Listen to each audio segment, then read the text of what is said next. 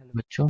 Let's read this question. So this question says, if the velocity of a particle is v is equal to at plus bt square, where a and b are constant, then the distance traveled by it between 1 second and 2 second is.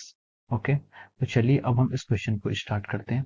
तो देखिए इस question का जो आपका की concept है, ये question क्या आपका वेलोसिटी की बेसिक डेफिनेशन पर बेस्ड है। ठीक है, हमें वेलोसिटी की डेफिनेशन लगानी है और उससे हमें डिस्टेंस को यहाँ पर कैलकुलेट करना है। तो हम इसका की कॉन्सेप्ट क्या लिख सकते हैं, वेलोसिटी। वेलोसिटी की बेसिक डेफिनेशन पर बेस्ड यहाँ पर एक क्वेश्चन है।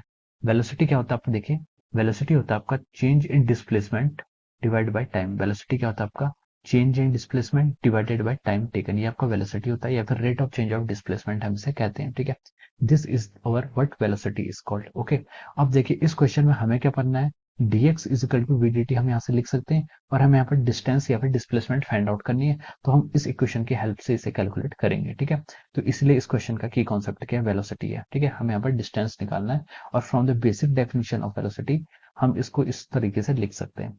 अब देखिए अब इस क्वेश्चन को स्टार्ट करते हैं। देखिए dx और vdt हमें यहाँ पर गिवन है, तो देखिए dx को क्या हम लिख सकते हैं v हमें क्वेश्चन में गिवन है कितना, as a function of time 80 plus bt का square into of our dt, this is our vdt। अब देखिए दोनों साइड आप इंटीग्रेशन कर लीजिए, इसको लिख सकते हैं dx का इंटीग्रेशन कितना होगा, x हो जाएगा, x हो जाएगा आपका इसका इंटीग्रेशन, और आपको इनिशियल फाइनल पॉइंट को आप a बोल दीजिए और फाइनल पॉइंट को आप b बोल दीजिए। ठीक है, और 80 इंटू डी टी, ए आपका कांस्टेंट है, टी डी टी का इंटीग्रेशन क्या हो जाता है आपका T square by two, this is the integration of T T D T. ठीक है, बी आप कांस्टेंट लीजिए, फिर आपका integration of T square D T, T square D T का इंटीग्रेशन करेंगे तो आपका आ जाएगा टी क्यूब 3/3। ओके, अब हमसे उसने क्या पूछा है, calculate the distance travelled by it between 1 and 2 second. 1 और 2 सेकंड के बीच में हमें क्या बताना है, डिस्टेंस ट्रेवल्ड बताना है। तो हम इसको लिख सकते हैं 1 इसकी लोअर लिमिट और अपर लिमिट क्या लिख सकते हैं, इसकी 2 लिख सकते हैं। ठीक है, तो हम इसको लिख लेंगे यहाँ से। देखिए ये आ जाएगा आपका एक्स बी माइनस एक्स ए, ये आपका क्या आ जाएगा डिस्टेंस ट्रेवल्ड।